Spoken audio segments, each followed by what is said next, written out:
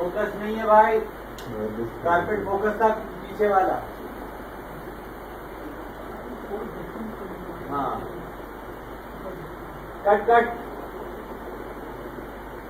ऐसा आइस देखो जरा डायरी के ऊपर, जहाँ तुम्हारा हाथ है वहाँ देखो। भाई मैं डायरी इस तरह रख सकती हूँ? क्या डायरी इस तरह इस पोजीशन में रख सकती कोई है। इशू नहीं, ठीक है सही जो हो। कंफर्ट। लेकिन हाथ की तरफ देखो अच्छा अपने। डायरी का ऊपर वाले ये देखो, देखो इस हाथ के लेवल पे देखो अपने, जहाँ हाथ है ना तुम्हारा। हाँ यहाँ से ऊपर ऊपर भले डायरी के ऊपर देखो, पता नहीं चल रहा तुम कहाँ देख रही हो, लेकिन आंखें खुली मिलेंगी तुझे। और ये मुंह से बबल निकाल दोगी।